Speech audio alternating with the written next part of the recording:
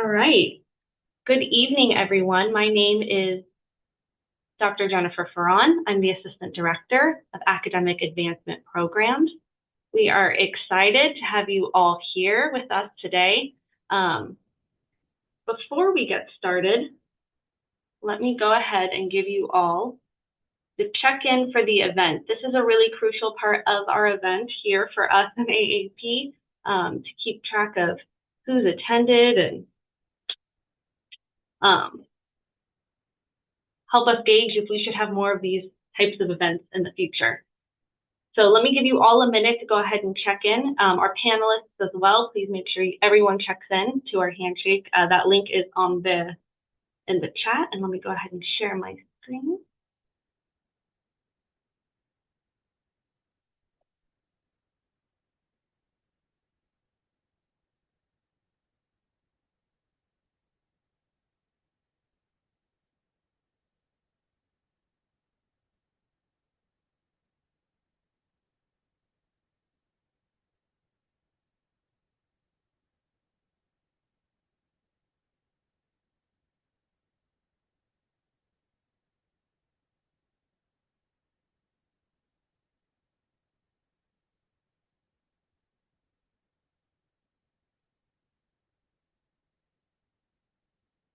If you haven't already, please make sure that you did go ahead and check in.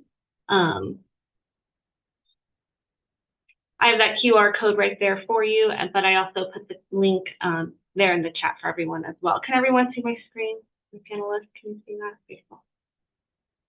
All right, so before we get started, I did want to introduce you all to Academic Advancement Programs for those who don't know. We are the ones hosting this workshop with the help of our wonderful panelists who agreed to help us out today. If you haven't been by our office in the AAP, we're here on Memory Mall in the Kenneth G. Dixon Career Development Center.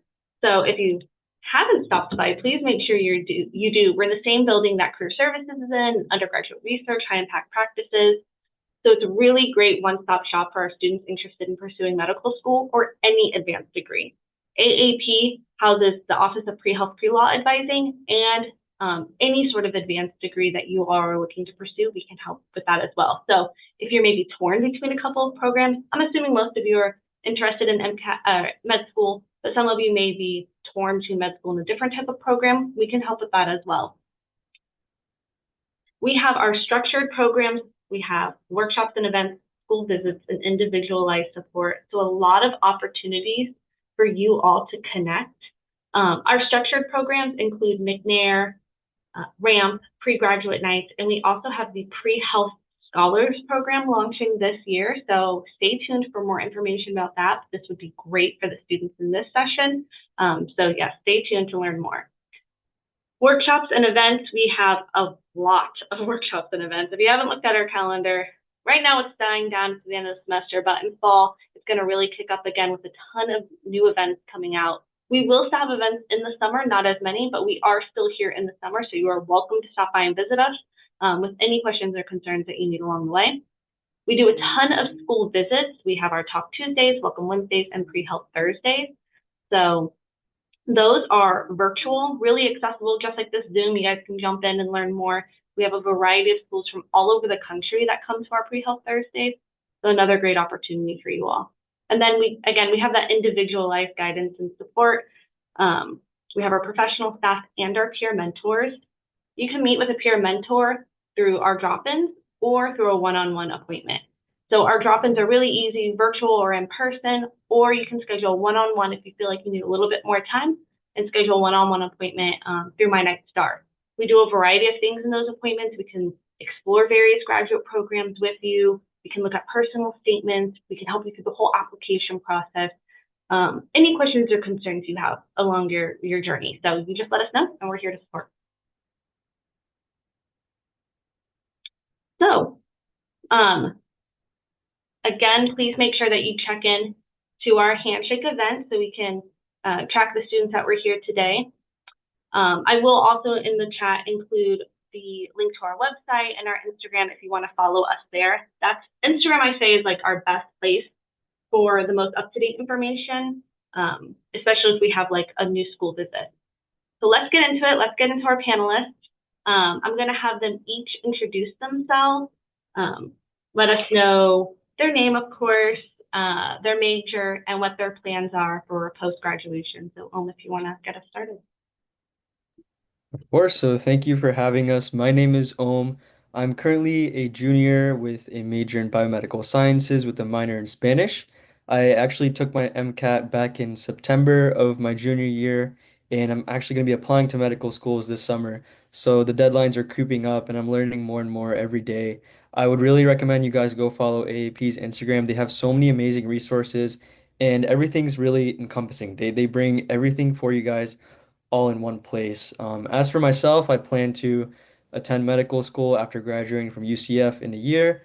And another thing, fun fact, I love to create content. You guys may have seen my videos. My Instagram is at OmPatelMed, shameless plug. But I drop so many free MCAT tips and resources and short videos on there. I think it allows you to get granular, but also take in information over time. I actually did an interview with Laurel Poole today, the UCF Director of Admissions at the College of Medicine. So I'll be dropping that interview soon. But thank you guys so much for tuning in. All right, I guess I can go ahead and take over for the next one. So hello, my name is Daria. I'm currently a fifth year senior, so I've been at UCF for quite a minute. I decided to add on a biomedical sciences major and a Spanish major, which is why I'm doing the 5 years. I think I'm the only one on the panel who's taken the MCAT twice, so um, if you're retaking, I understand it's not a fun process, but I'm here to kind of give some advice on that. I took my MCAT for the first time 2 years ago in January in my junior year, and then I decided to push graduation and then take a gap year. So I ended up retaking it a few months ago here in January, and luckily improved. But aside from that, I'm hoping to take a gap year and hopefully teach English abroad. So kind of waiting on answers back from some programs, but we'll see. And yeah, that's pretty much it for me. Thank you. Hi, I'm Nicole. I am a senior in biomedical sciences, and so I'm graduating in like 2 weeks, not that I'm counting. I have been accepted into the UCF College of Medicine, and that's where I will be attending starting in August this year. And specialties that I'm interested in, I'm really interested in emergency medicine and pediatric specialties. So excited to pursue medical school and see where I end up. And thanks for joining, guys. Hi everyone, my name is Emily. I'm a junior majoring in biomedical sciences. I also have a minor in Spanish, and I like to do like global health. So last year we went to Peru, and this year we're going to Argentina. And I took my MCAT this January, so pretty recently. Great. Thank you all. We're going to go ahead and get started with a series of questions that we have prepared. If you are watching and had a question that you just desperately needed to ask, go ahead and throw it in the chat. I'll do my best to monitor those. We may not be able to get to all the questions, but we can help connect you with a resource after. So do be mindful of that. But hopefully we've covered most of the questions that you were probably going to ask anyway. So our first question is, what resources were most helpful to you? And all four panelists can go ahead and answer this one in whatever order you all feel comfortable in. Okay, I can go ahead and answer this one really quickly. For me, the resources that were most helpful, number one, definitely is Anki. It's a flashcard app. It's really popularly used by medical students, but it's becoming more and more common with pre-meds as well. It's a great flashcard app because it automatically brings back old flashcards whenever it's been a while since you've seen one. I really love the app, and you can generally find it for free on the internet, so that's another great part about it. And you can download pre-made decks, like flashcard decks that people have made for the MCAT, and import them directly into the app. And that was really helpful for me. All right, I guess I can go ahead and go next. I'm gonna have two that I'm gonna mention. The first one's UWorld. I feel like most people going to the MCAT know this, but UWorld is gonna be a really, really good resource for getting your practice questions in. And biggest kind of takeaway from UWorld is don't just read the explanations for like what you're getting wrong necessarily. Make sure you take notes on what you're getting wrong and make sure you're learning actively from it. If you just read the description, you're not gonna learn from it. I know this from previous experience. That's why I'm clarifying it. But aside from that, I'd say go ahead and like make sure that any notes that you take from your like incorrect questions, so either from UWorld or from AMC or from any practice full lengths, I kept a notebook, so it's kind of a resource that I essentially made for myself. But that kind of became my guide of what I wanted to review weekly for the exam, because it was targeted towards what my weak areas were. So mine's kind of a self-made resource, but I think that that honestly made the biggest difference for me. I agree with Daria. I loved UWorld as well. And I especially loved that after they would explain why the wrong answers were wrong, and the right answer was right, there was always a section kind of giving you all the background of what you need to be thinking about and what information you should be applying to answer the correct question correctly. I was not a big Anki fan. So there are some of us out there, but it's great for some people, and I love that. And it's free, which is also amazing. I also really liked, I did the Kaplan books for content review. So if I found like, oh, this is a section, I need to go back to my like Gen Chem titrations or something like that and just like reread it, refreshen it. I really liked those books as well. For me, I did content review. I used Kaplan and Princeton. And then I did UWorld practice questions. I did Anki, like the specific decks were like the Jack Sparrow decks. And then also like PanCal for the PsychSoc. And I also read through the 300-page document. And then I think for me, the most helpful thing was definitely just the AMC material. Like that definitely improved my score a lot because it's very specific, the logic they use. And then in terms of understanding and like reviewing, I used Reddit a lot because I wouldn't understand why the AMC like explanations are use like circular logic. They're like, oh, it's A because it's A. So Reddit would help me, and then I would like copy and paste the explanations for things, or like even just screenshot UWorld explanations and then put it in a huge document. And then I read over that like my last couple days before I took it. So Reddit and making notes, like Daria said, is definitely something that improved my score. I have one more thing I'm actually going to hop in and say. On that note, I didn't know about this my first time taking it, so I think it's a little bit less known. Jack Weston has a Chrome extension that you can download and add to your like Google Chrome that will auto-populate, like if you have it turned on, auto-populate the Jack Weston explanations for all the AMC content. So the AMC one, as Emily said, is often very, very sparse and won't give you a lot of like background, and Jack Weston will auto-populate and give you a lot more information on that. So just wanted to add that in. Thank you for adding that. Great tips. Okay, so how long did you all prep for the MCAT and how did you stay motivated? I prepped for the MCAT for about 4 months, and most of that was during the summer. So I started in around April, early May. And because I was studying over the summer, I could dedicate more time to studying. 4 months is generally considered like on the quicker side, but I think it's only possible because I did it over the summer. And it's definitely a long process, right? Like it's a marathon for sure, because a lot of us, including myself, like I haven't taken an exam like this in my life. It's like 7 hours long. It's really hard to stay motivated knowing that there's so much content ahead.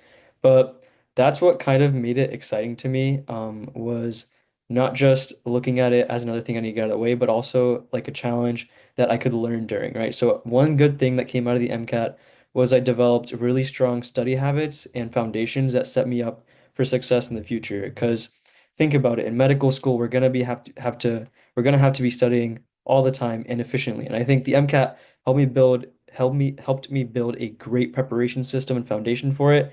And keeping that in mind, that's kind of how I stayed motivated. And remembering to take it day by day, not letting small things like getting questions wrong or low full length scores discourage you, and rather using them to learn. I would say my process was pretty similar, even though I took it twice. I had a 2 year break between, so like when I restarted, I essentially fully restarted. It was just like taking it the first time, honestly. And how did I stay motivated? I think one of the biggest things is when you're studying for the MCAT, don't make it your entire life. Obviously, you're studying a lot, but you're going to burn out if you spend 24/7 studying, if you're doing nothing else except for studying. By the time that the exam day comes, you're going to be so tired and just sick of seeing like practice problems and everything that you're not going to do well, not necessarily because you don't know the information, just because you're tired. So my biggest thing was like finding other things to do during my day. I like went to the gym, I think almost every day during my MCAT because it was just part of like a habit that I built that distracted me from studying and kind of kept my time occupied for something for myself. So I'd say find something to do outside of the MCAT as well.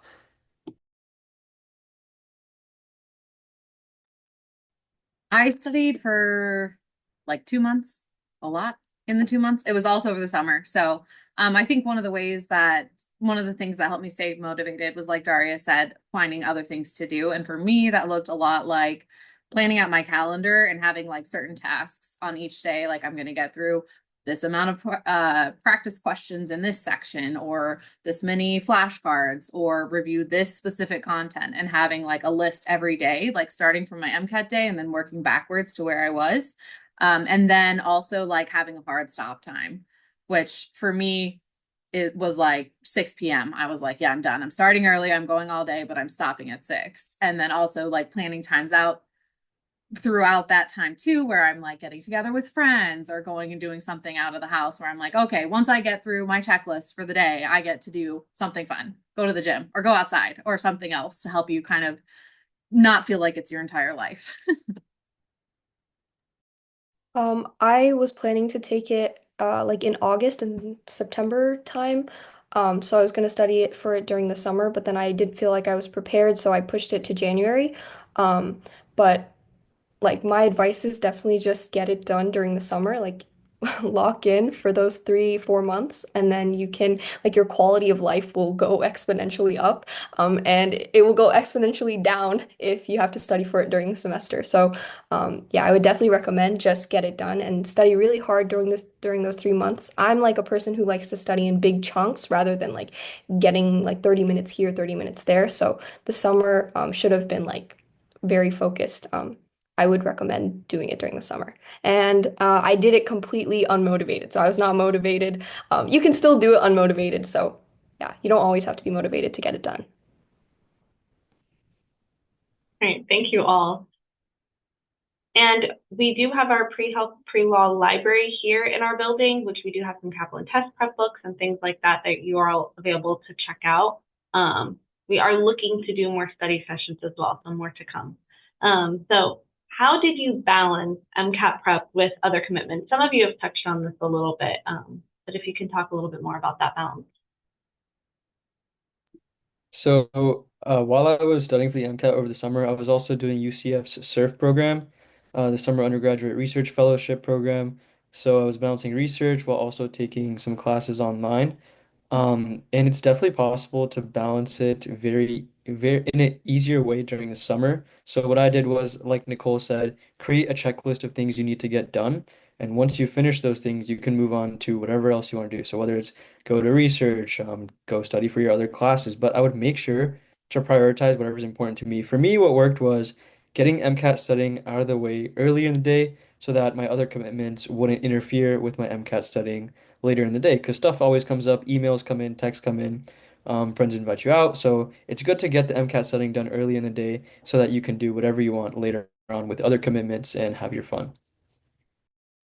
Um, for my answer, I'd say the first time I took it around, I don't think I dedicated as much time to it as like I did the second time. And I think I was just a lot more like disciplined in terms of like my time, kind of how Om said.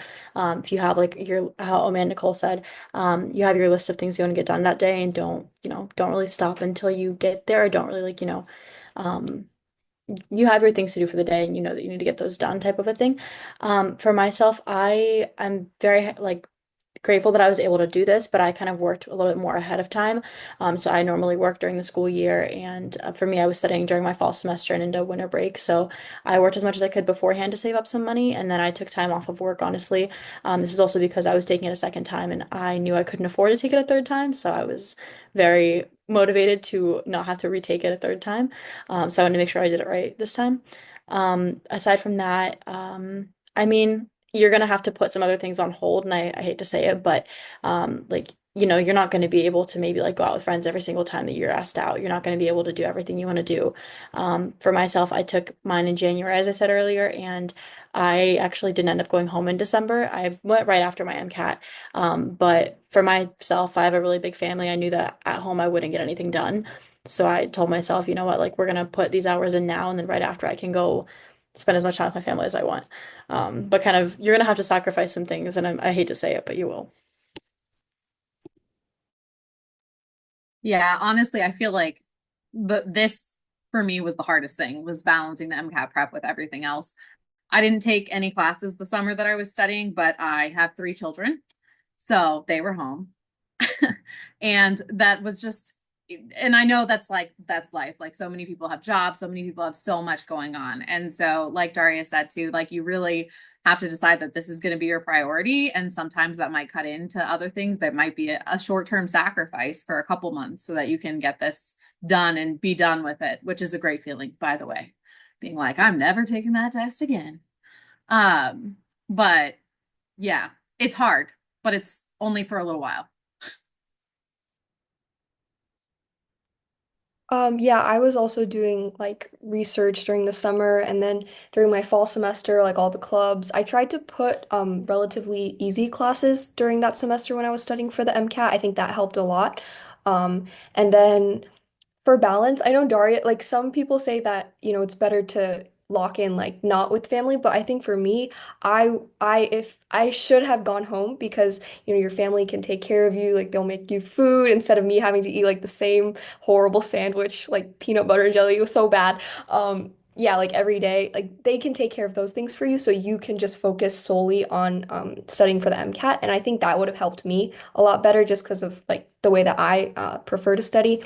But yeah, so it differs for every person, but balancing the MCAT, try and like lessen your load so you can really focus on your MCAT because it's really easy to be like, oh, like I missed today's practice questions. I'll just do double tomorrow and then triple and then quadruple and then you never get to them. And then, yeah, so it can really build up. Great. Thank you all. Yes, to Emily's point, everyone's situation is so different. And I think that's why it's so nice to have such diverse panelists. Um, some of us are moms or we work and to balance all those things. So for our students listening in, yes, it is certainly a balancing game. So hopefully you're finding little tips of information to help you through it. So how did you all practice sitting for an extended period of time? It's quite lengthy. All right, so I will say I had like no experience doing this. Like my attention span was absolutely cooked, especially because of social media. Like, TikTok, Instagram, all that stuff. And I'm saying that even like though I make videos. And so what really helped me was this is really specific, but when I would sit down at my desk, I would literally just throw my phone on my bed, like, or keep your phone in another room. Like, I promise you that will change the game.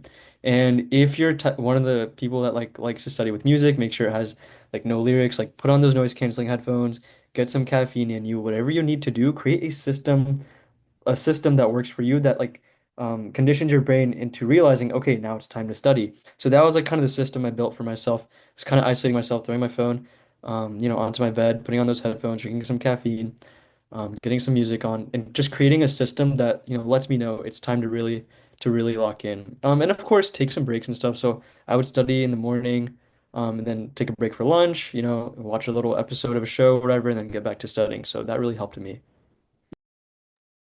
I would say for this one, oh, this was hard. I think that my first few practice tests, I definitely wasn't doing this. I'm not gonna lie, I'm someone who likes to study laying down on their bed. So, my first few practice tests were taken quite literally on my bed. But a month and a half out, make sure that you're sitting because truly it's a lot harder than it seems to just sit there and keep the same like position for this long. My thing was when I was taking my practice exams at least.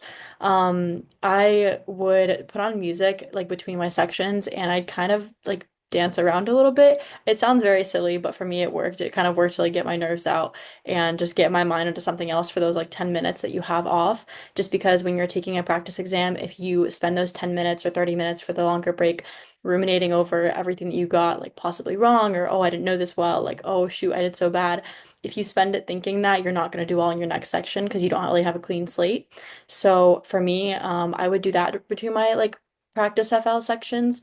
And then this also went into my exam where I did the same thing. I obviously didn't have actual music playing, but I luckily had a friend of mine at the same testing center, and we probably looked a little bit crazy. No one saw us, but we went out into the hallway and like genuinely danced around for a few minutes during our lunch break because it just like got us to like shake out all of our like energy and like any jitteriness that we had before we back in for the next section. So it's a little bit of a weird tip, but if it works for you, it works for you. So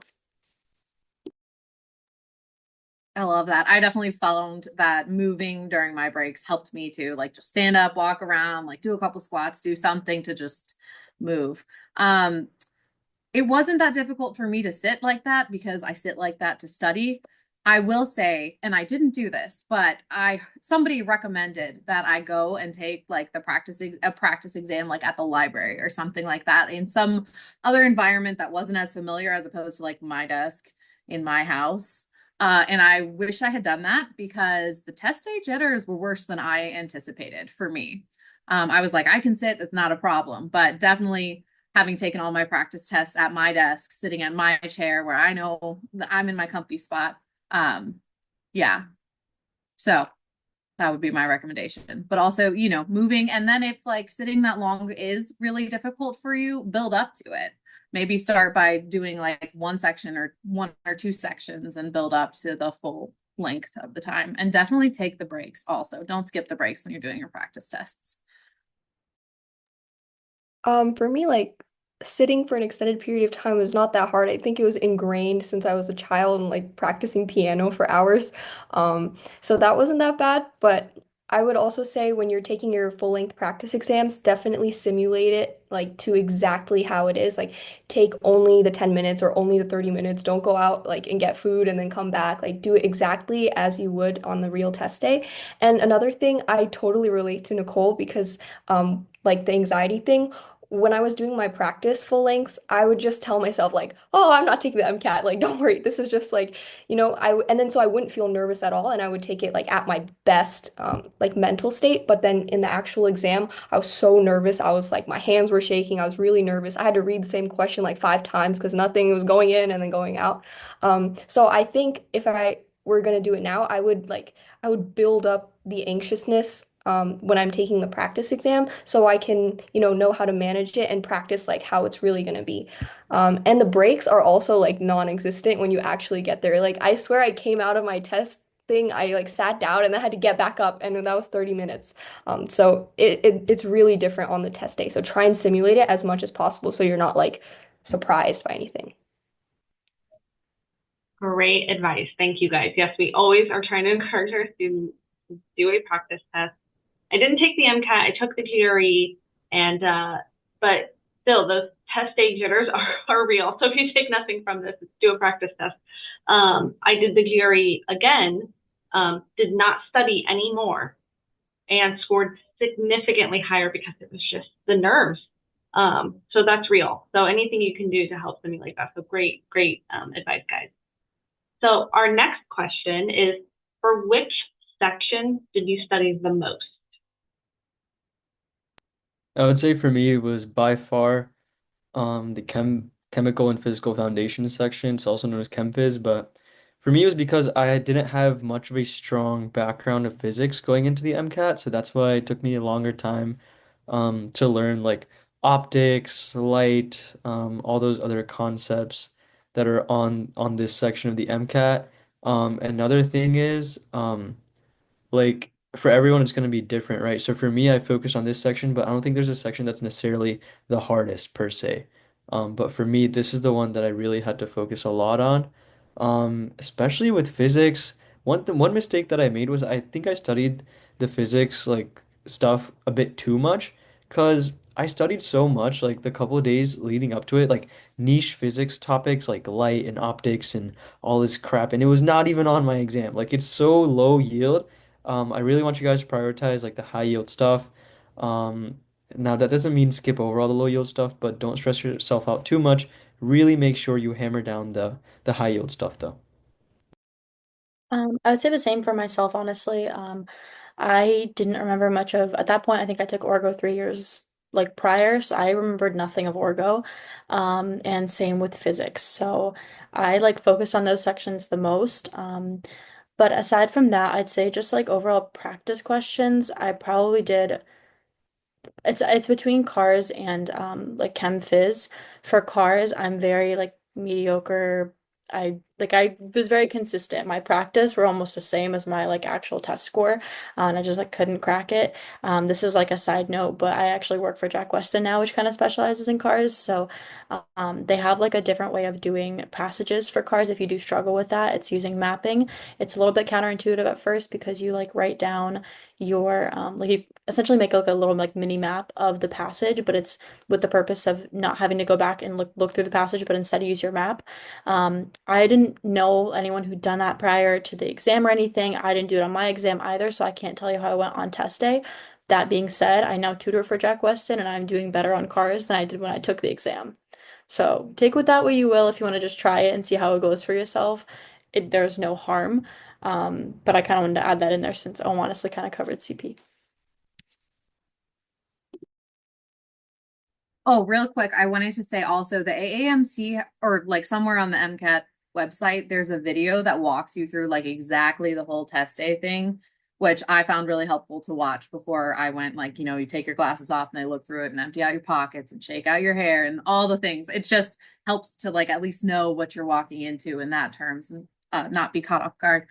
But for me, I'm going to throw a wrench into this. I spent the most time on psychological, social, and behavior foundations because chemistry and physics and biochem have correct answers and wrong answers. And to me, the psychological stuff and behavioral stuff does not so much. It's like a lot of gray, a lot of nuance. And I mean, my last psych class was a very long time ago. So remembering, oh, you're coming from this person's perspective instead of that person's perspective, but it's all different perspectives on the same topic. And that nuance in there, really, I've spent a lot of time on those practice questions to make sure I was going to do it right on test day. For me, my hardest section was definitely Chem Phys, but I know a lot of people do struggle with cars because it's not something we see in our regular coursework. I did very well on cars, so I think like my advice for cars is when you're first starting out, the way I would approach it is like don't care about the time limit at all. Kind of just take as much time as you need, try and get the question right. The way I like what I'm thinking in my head is like my life depends on if I get this question right. And so then, and I take as much time as I need, and then I pick, and then if it's wrong, cars is critical reasoning. Yes, it's like the reading comprehension section. So then, yeah, so my life depends on it. If I get it wrong, then I know that I have to adjust my entire logic, like reasoning to match AMC because I know like it's easy for me to just be like, oh, I just didn't have enough time on that one. Like if I thought about it more, I would definitely get it right. But knowing that I spent all my time, I really put it was high stakes and I still got it wrong, that means like something's fundamentally wrong, or not wrong, but just like it doesn't match up with the AMC logic. So then I shift and adjust my logic to match AMC. And the way I do that is by thinking, the AMC writers of this question are looking for this. Like, what do they want from me? So those are things that are constantly like actively I'm thinking about when I'm doing it. It's not like passive, I'm answering a question and then moving on. So put high stakes, try your absolute best to get it right. And if it's wrong, then you know you need to shift your logic reasoning. And so that's how I approached cars. Great, thank you all. I want to switch real quick because we did have a question sent in through the chat. And someone asked, how would you recommend someone to start studying? Take the diagnostic, then start content review. I'm taking it September 30th and want to possibly start this weekend or early next. So if just one of our panelists could give some advice on this one. Yeah, I can take this one. Oh, okay, that's a really good question, and it's of course the most important question. That's why we're all here. But I think the foundation of doing well in the MCAT is having a solid plan, having a solid roadmap, but also being adaptive and learning things along the way. So, what I would recommend is since you're taking it in planning to take it in September, I was in the exact same spot as you about a year ago. I sort of mapped out what I wanted to do, mainly into three phases. The first focusing on content review, the second focusing on practice questions through UWorld, like Daria mentioned, and then the last month is filling in any content gaps and more difficult areas in your knowledge, but also finishing all of the AAMC questions that they give you, focusing a lot on taking those practice exams, those full lengths that the AAMC themselves makes. Because what better resource is there than from the people who make the MCAT, right? It's most accurate of what you're going to see on test day.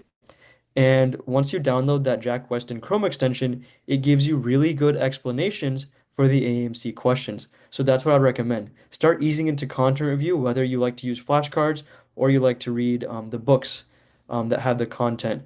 But I wouldn't spend too much time trying to memorize every single detail because I'm going to be honest, you're not going to be able to. There's just so much. The best thing I would recommend, start slowly with content review and then test your knowledge, assess yourself by doing practice questions. And then you continue building your knowledge, doing content review and practice at the same time until you finish UWorld. And then after you finish UWorld, you'll get into the AMC content, take your full lengths, and by then it'll be time to take your exam. Before all this, you want to make sure you take a diagnostic exam, see where you're at, kind of assess what your timeline is, what commitments you have this summer, really make like a custom roadmap for yourself based on all that. I'm gonna say one more thing. I'm so sorry. I know we're saying one person. Please, if you're in school this semester, take 1 week of a break. Do not just jump right into like doing 25 hours your first week of being like, I'm gonna attack this with like the most time. Like, take a week off after the semester ends. Enjoy your summer for at least 1 week before this process begins. And again, like, just you don't want to burn out. I know it sounds like you can really easily tell yourself, oh no, I won't. I'm the hardest worker out there. You will burn out if you make this your entire life. So please, like, take a break for a minute after the semester ends. Great advice. Thank you guys. So going back to our list, which section would you say was the most difficult? I think some of you kind of touched on that. Would your answers remain the same based off of what you studied the most for? Or did it turn out something was more difficult than you anticipated? My answer definitely stays the same. The psychological section got me. Yeah, same for me as well. I Yeah. would say psych was my strongest just because I kind of enjoyed studying it. But cars is I already touched on cars, but cars is my hardest because of Nicole's reasoning of there's no concrete answer. There's whatever the test makers are thinking is the right answer. So it's not, I can't study every day and, know that I'm going to know the content for that one 100%. Yeah, my hardest was still Chem Phys, and then I think I was doing better at Psych Soc and Cars. Thanks, guys. So, what do you recommend doing the day before and morning of the exam? All right, so the day before the exam, like I woke up, I did my Anki review cards, I took a quick skim over like the free Kaplan quick sheets that you can find online. And then the rest of the day I kind of just spent like I went to the grocery store, got a couple snacks for the day of the test. I got a haircut. I invited a couple of my boys over. Like we just really chilled out, like just talked. Like I really recommend not doing any hard studying the day before the exam. Definitely do not take a full length the day before or something drastic like that. Like you will burn yourself out. I would recommend leaving at least a couple of days between your last full length and the actual exam. At least like 3 to 4 days, because you don't want your stamina to be burned when you get to the actual exam. The morning of, not really anything crazy. Just, made sure to try to keep my nerves down. I didn't drink any caffeine because I was already pretty full of adrenaline. So I would recommend, if you're that kind of person, don't drink any additional caffeine in the morning. Do bring it with you to the test center though, just in case. I'd say honestly same thing as home. The day before I just reviewed like I think I either did Kaplan quick sheets or I reviewed my like I made a notes thing on my phone of like all the content that I struggled with the most that I found came up. And I reviewed that. But like I think after like 2 p.m. I was like, okay, we're done. We're not looking at anything else. I also went to the grocery store to burn time. One thing for this is for the week before your exam, not just the day before. Do not try and eat anything new. Do not try and do anything new that you normally don't do because I just want you to imagine if you go into the test the next day and let's say you ate something new the previous night and your stomach is upset, you're not going to have a great time. Don't do that. So just literally keep your life like as normal as possible. In addition to that, I forced my roommate to go on a run with me at like Lake Eola the previous night, at like 8 p.m. just so I could like make sure that I went to sleep. And then yeah, I think day of, same advice.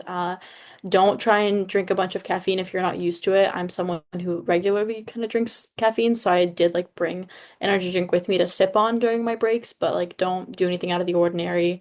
Mock your like FLs the same way that you're gonna do your exam. Yeah, definitely don't change anything. And if your doctor wants to change your medication, tell them to wait till after the MCAT. And I might be speaking from experience on this one. It was not a good call week of. But for me, the day before the exam, I got up, I found this whole list online of somebody who's like, here's how you should do it. So I did it that way. And I got up at 5 a.m. and went on a run so that I would be so exhausted by the time it was time to go to bed that I would actually sleep and not be up all night anxiously. And then I did not study at all the day before. I studied like the 2 days before, but the day before I didn't at all. I just rested my brain, like read a fun novel, spent time outside, was like, this is the longest day of my life.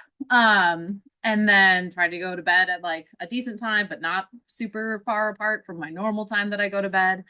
And then I got up a little earlier than I needed to the day of too, because if I move my body, it helps my brain. So I went on a quick little jog and then left plenty of time to drive because you should definitely leave plenty of time to drive. Yeah, and I'm a normal like coffee drinker, so I drank coffee. But yeah, just kind of try to keep everything as normal as you can. I did like getting up super early though, because I was really tired by like 10 p.m. the night before, which was good. Yeah, so the couple days before, I went over my notes of all the questions I'd gotten wrong, and then like concepts that were difficult to me. And then also when you're doing Anki, you can flag certain ones, like the ones that I would not remember. So I just redid all the Anki that I flagged. And then morning of, oh, one thing is for the food that you bring, I tried to bring like a sandwich from Panera Bread. But I couldn't like choke it down even. Like it was so I was so anxious. I couldn't eat anything. But I did bring like chocolate cashews and like cheese bites. And those are like I would recommend bring bite-sized things because they're easy to just like, eat and then like they're yummy. So that helped me because you need to eat something, but a sandwich was like it was not gonna happen.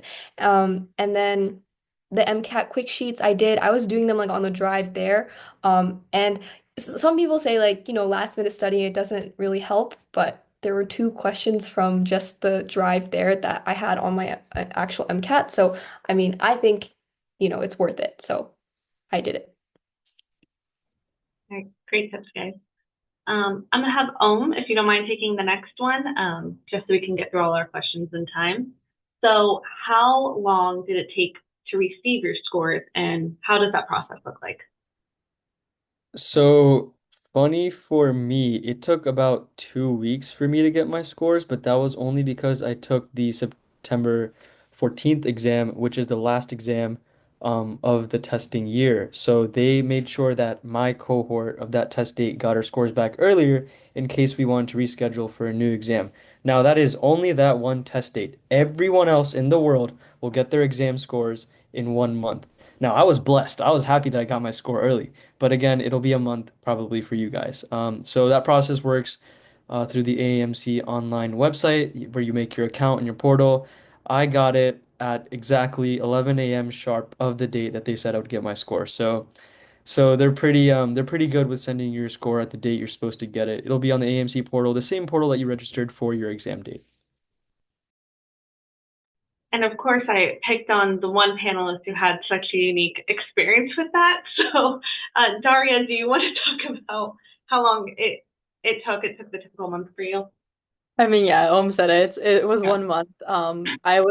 I think the first or second test day of the year, so it was pretty much exactly a month. And yeah, it's not a fun month. Some say it's worse than the actual studying. I would almost agree. All right. Nicole, if you don't mind jumping in for this question, if you could go back, what would you do differently in your MCAT preparation? I think I would make a reasonable plan from the start because my first plan was not reasonable. And so then I kind of had to keep going back and changing it and like, okay, wait, how am I going to be able to do enough that is feasible, that's something I can actually do? So I think that like when you're starting, it's really important to take maybe even a couple of days to really think through what your schedule is going to look like, what your plan is going to be, working back from your test date, and then having benchmarks throughout that of like, okay, here's where I'm going to take an assessment, or here's where I'm going to make sure that I've met all of the stuff that I had meant to do by this point. Yeah. And then definitely also if you can take the prereq classes, because I had several I had not taken. I hadn't taken physics 2 or medical biochemistry yet. So definitely try to do that. All right.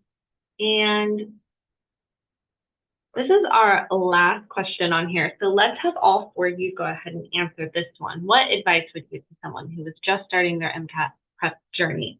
I know spoke a little bit as one of our one of our students had that a very similar question, but there was that one piece of advice you could leave everyone with.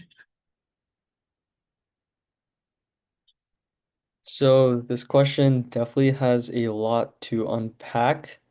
But again, like Nicole already said, having a solid plan, but also like seeing it as a process, like really learning more about yourself along the way, learning to be kind to yourself, instead of beating up on yourself when you're not performing like you expect yourself to, because that definitely happened to me. That's one really cool thing that came out of the MCAT journey, that I didn't expect. And that word is really important, MCAT prep journey. Be patient with the process. You're not going to see the results immediately. Make sure you seek out advice from anyone possible. Like I literally like texted everyone I knew, who was maybe a senior in med school just for any advice possible. That doesn't mean you should take everyone's advice. It means you should take it, take it, note it, and make it work for you. So don't necessarily do what other people are doing just because they're saying to do it, including myself. Don't just do what I say. Take it, observe it, analyze it, and adopt what works for you. I'm gonna second that last part, especially. Everything that you hear us say is what worked for us, and it's not guaranteed to work for you. So, part of the process is honestly figuring out what is going to work for you and what you think works best. For myself, for example, like Anki was not my biggest tool. I did use it, but I only used it in my pastime when I was like at the gym or if I was going on a walk, because I felt that for me, practice questions with that time were a bit more valuable, and I'm happy that I did it that way. But for tons of people, like for example, or like I think Emily mentioned, like Anki was amazing. So it fully depends on yourself. One other thing is make sure that you're going in with like a positive mindset. It's really easy to say that, but truly at the end of the day, it's just a test. I know it's a 7.5 hour long exam, but it's just a test. Just a test like you take finals, just a test that you take every other week for school. It's just a bit longer. And sure, a lot more time goes into it, but at the end of the day, like it's just another test that you're just taking in your journey.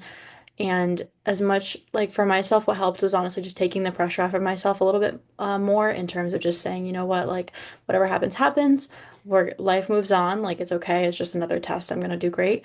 And my like test day kind of mindset, which I think was really important for me at least, was thinking I'm going into this and I'm gonna show them how smart I am. I'm gonna show them how much I studied these past few months, and they're gonna see that, and my score is gonna reflect that rather than kind of just stressing over like every little thing that could go wrong, but just saying, you know what, this section's over. Now I get to go read some fun passages on cars. This section's over. Now I get to go into my easiest section. This section's over. Now I get to do psych social, and then I'm free, and then I have the rest of my life in front of me. Thank goodness.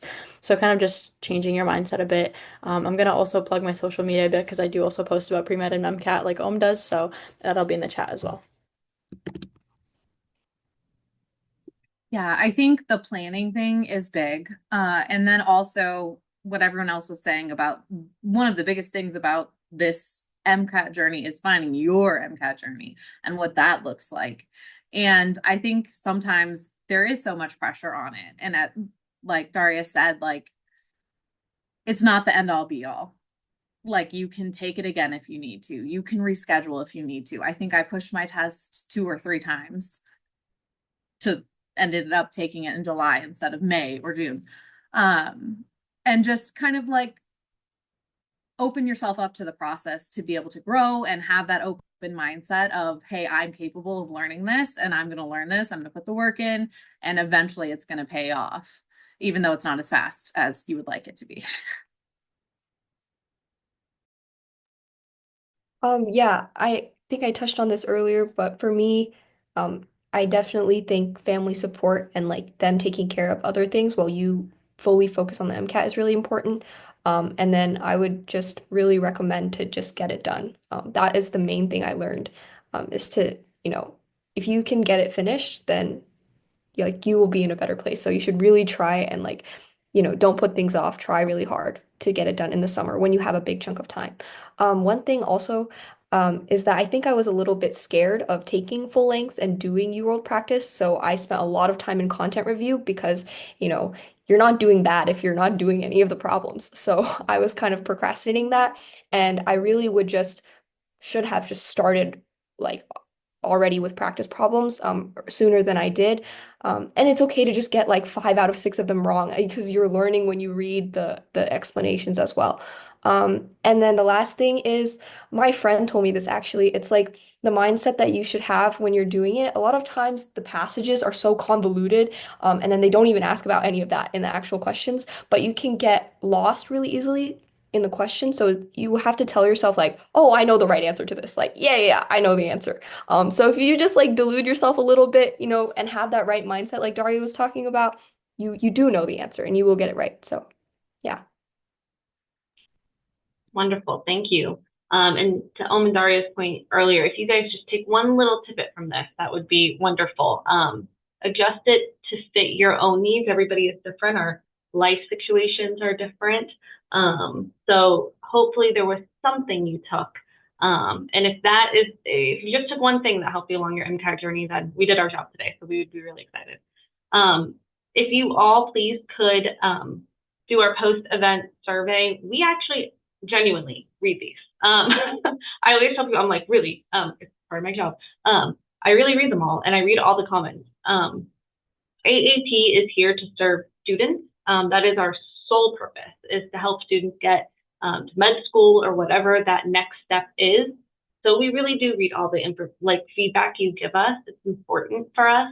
We actually, I'm sorry to call you out, but he came to us and said, I think you guys need more MCAT prep. And we were like, we do. So when we talked about doing this, we were like, call Om and see if he'll be on this panel. So hopefully you see, like, we're listening. He reached out to us about this idea and here we are. So we really do value our students. And we want to be here for this whole journey with you all. So please stay connected with AAP. Please do fill out that post-event survey. We really, really thank our MCAT veterans for sharing their insight. This event would not obviously have happened if it wasn't for our 4 panelists. So we hope that you guys are inspired and equipped to tackle the MCAT with confidence. We are here, like I said, every step of the way. AAP is here, our peer mentors, our workshops. If you just want to drop in or shoot us an email because you have questions or concerns, whatever we can do to help you along the way. Lots more events coming up. Summer's a little, we still have some events that's a little quiet, but fall, we've got a lot coming. Prepare yourself. One of them is our graduate and professional school fair, where we'll have a ton of med schools that will be there. So that's going to happen in October, and that whole month is like graduate and professional school preparation month. So, sorry, real quick, I see a question. Once you've graduated, are we still able to reach out for help? Yes, you can. Even once you've graduated and you're an alumni, we will have to connect you with alumni services here on campus because email issue. But yes, once you graduate, AAP can certainly still help you. Great question. Thank you so much, Om, Nicole, Daria, and Emily. We really appreciate it. Thank you all for attending. If you have any questions, send us an email at aap@ucf.edu, and we hope you all have a wonderful night. If you have a friend who couldn't come, this will be on YouTube as well. Thank you all.